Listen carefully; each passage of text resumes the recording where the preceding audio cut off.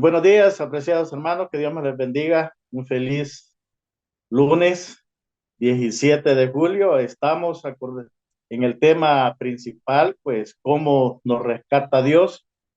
Y para hoy, lunes 17, nos toca en otro tiempo, engañados, dice, por nuestros propios deseos.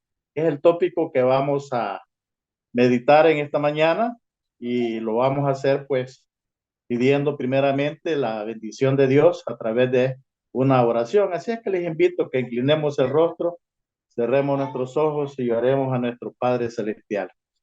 Buen Dios y Padre nuestro, te agradecemos por la vida, por la salud que usted nos da, Señor.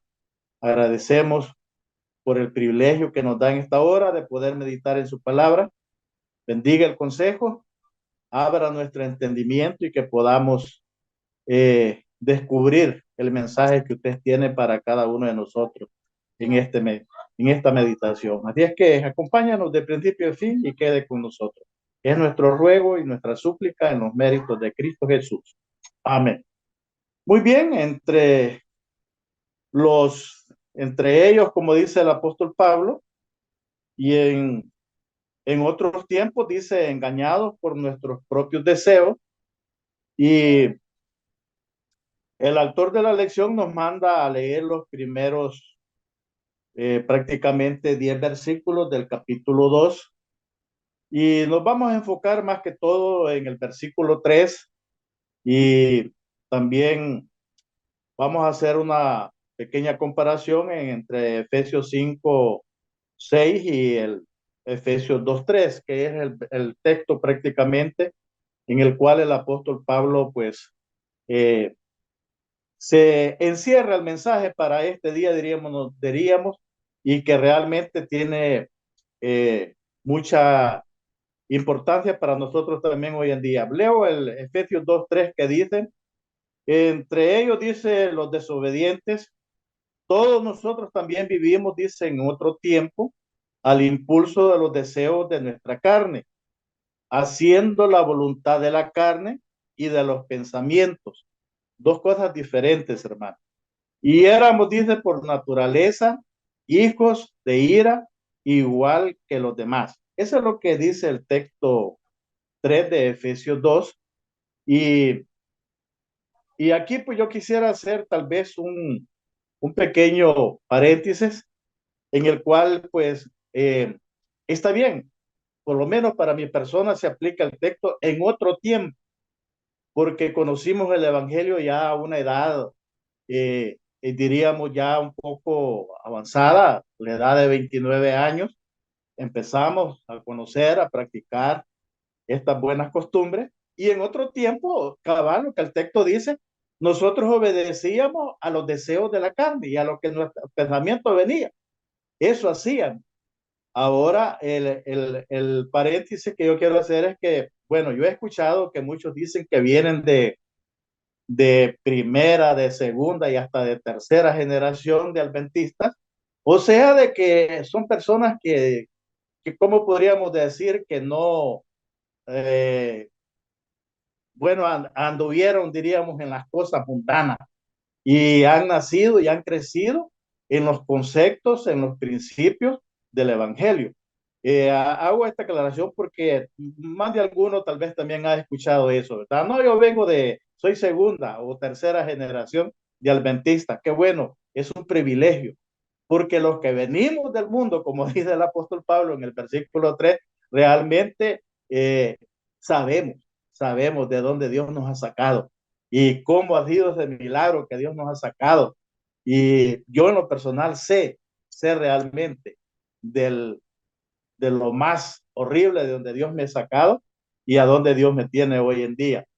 Muy bien, el autor de la lección lo que dice es que dice que al margen de la intervención de Dios, la existencia humana, dice, está dominada, dice, no solo por las fuerzas externas mencionadas en Efesios 2:2, sino también, dice, por las internas, los deseos de nuestra carne, haciendo la voluntad de la carne y de los pensamientos.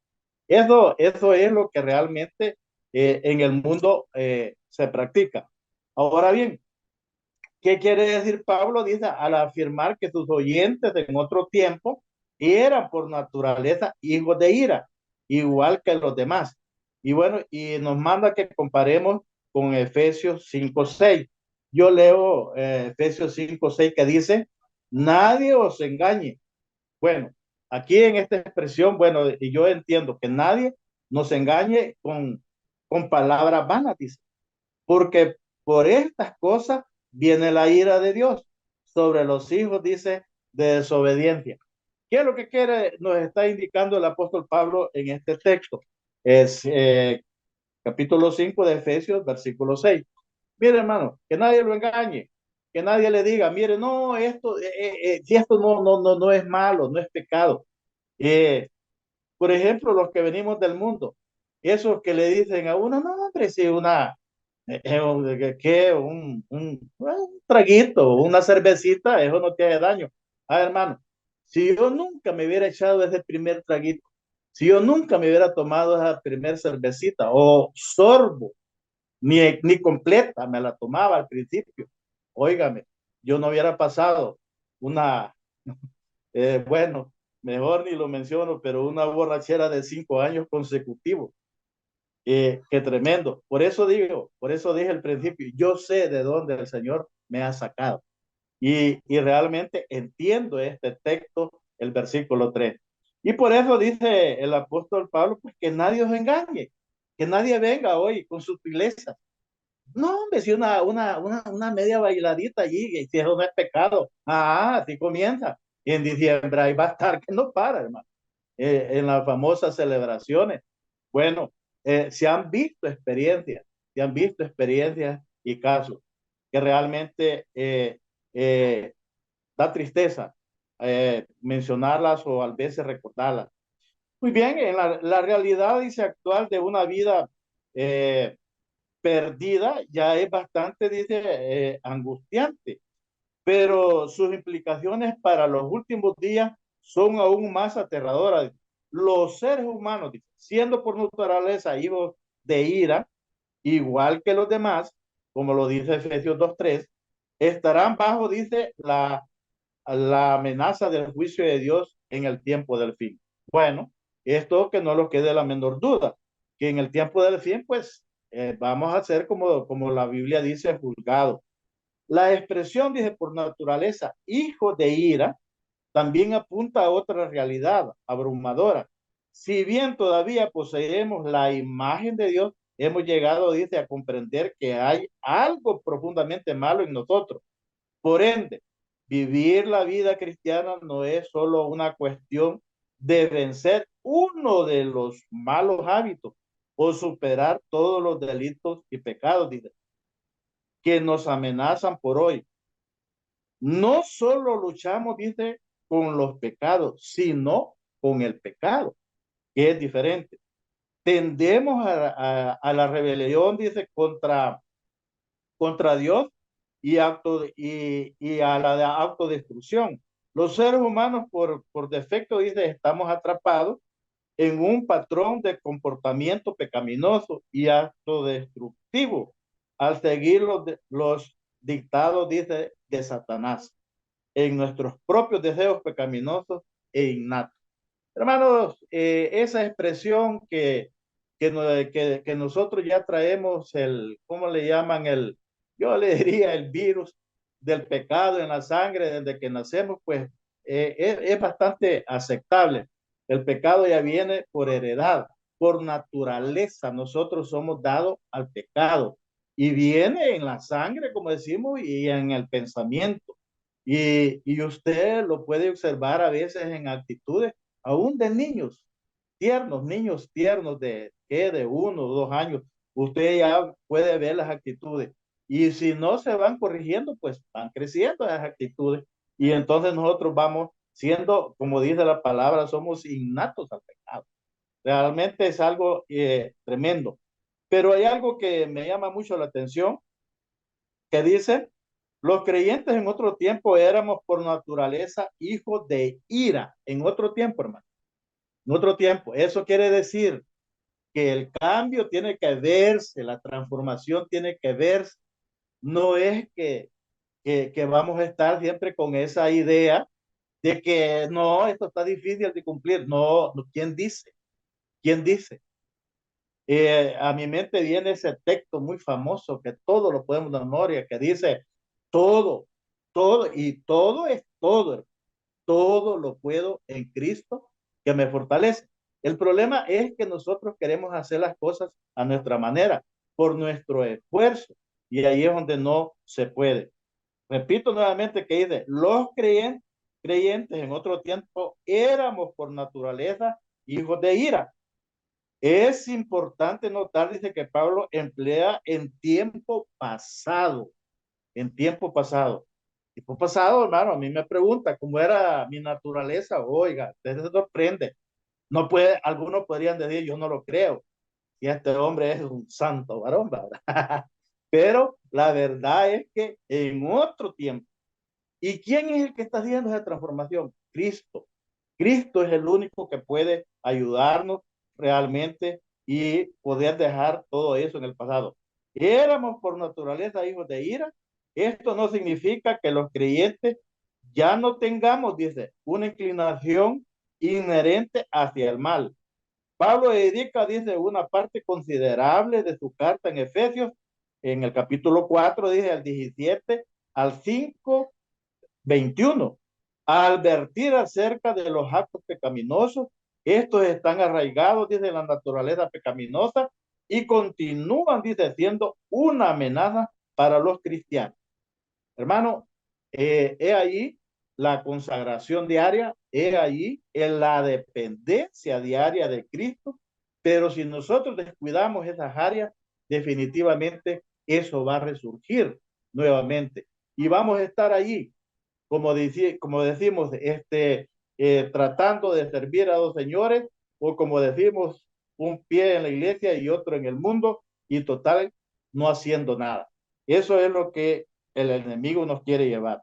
Ahora bien, vamos terminando con esto que dice, sin embargo, si significa que este hombre viejo, dice, ya no necesita dominar al creyente, quien mediante el poder de Cristo, oiga bien, quien mediante el poder de Cristo puede despojarse, dice, del hombre viejo y vestirse del nuevo hombre, creado para ser semejante, oiga bien, para ser semejante a Dios.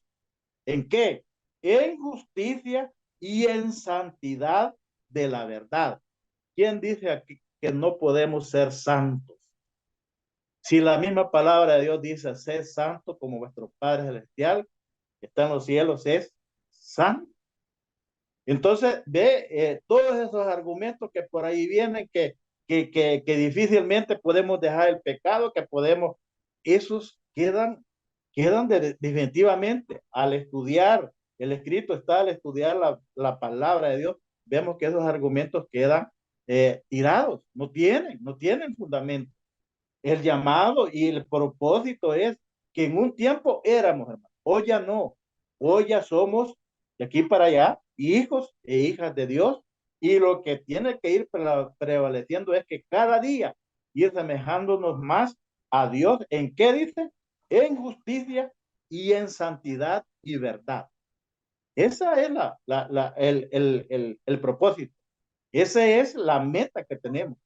Yo he leído algún pensamiento que dice, bueno, esa es la lucha del cristiano, y en esa lucha posiblemente Dios nos halle, Dios nos encuentre, y posiblemente dice que lo que nos falta, la gracia, lo suplirá, pero en esa lucha tienen que haber cambios, tiene que haber cambios. Repito nuevamente, yo creo que ya en este medio lo he dicho, repito nuevamente, yo por eso no permito que nadie eh, este, me valore mi espiritualidad o mi comunión con Dios, porque yo sé de dónde Dios me ha sacado y a dónde me tiene. Yo sé los cambios que el Señor me ha permitido a través de su gracia hacer, y los que todavía me falta que hacer. No sé cuánto me va a hacer falta, si es que me llama antes que Él venga, o cuando Él venga, los que me haga falta. Pero ahí es donde entra el plan de salvación de gracia, que lo que nos haga falta, poquito, bastante, el Señor lo suplirá. Pero lo que debemos de encontrarnos en esto, pero que sí tienen que haber cambios, pueden haber cambios. ¿Lo podemos lograr, hermano? Claro que sí. Repito nuevamente el texto famoso, todo lo puedo en Cristo que me fortalece. Termino con esta pregunta para reflexionar que me llama mucho la atención. Coméntela de sus opiniones usted mismo o en la clase el día sábado. ¿Qué dice? ¿Quién no ha advertido, dice, lo corrupto que es nuestra naturaleza? Eso, hermano, es normal por naturaleza. Como decimos, por naturaleza traemos ya el virus del pecado en la sangre. Y si le damos, nos volvemos en una persona corrupta. Por eso dice, ¿quién no ha advertido lo corrupto que es nuestra naturaleza? Aún después, dice, de habernos entregado a Jesús, ¿qué debería enseñarnos esto sobre la importancia de aferrarnos a Él en cada momento de la vida? Siempre hay cosas que tenemos que dejar. Y el problema es que ya estando en los caminos del Señor, las cositas pequeñas, más en especial los que veníamos de afuera del mundo, decimos, no, pero si esto no es nada, a comparación de lo que, pero si era en el viejo hombre. Ya acá, en el nuevo hombre, en Cristo Jesús, esas cositas son las que me pueden llevar a la perdición. Cuidado con bajar las normas, los principios o los preceptos que realmente Dios nos ha dejado para que nos podamos guiar por el verdadero camino y poder llegar a ser verdaderos hijos y semejar ese carácter de nuestro Padre Celestial en justicia, santidad y verdad. Que Dios nos ayude, que Dios te bendiga en esta semana. Sigamos con el estudio que está muy interesante. Realmente aquellos que venimos del mundo, yo me alegro con este tipo de lecciones porque sé, repito y insisto, mida su espiritualidad en eso, hermano. Haga un recuento de lo que usted era antes atrás. Si viene del mundo, bueno, si ha nacido ya en primera, segunda, tercera generación adventista, pues pienso que usted no tiene nada que decir o que contar. Pero los que venimos del mundo y que por gracia y misericordia de Dios él nos ha sacado y nos tiene donde nos tiene. Tenemos mucho que decir y sobre todo agradecer. Bendiciones. Una feliz semana.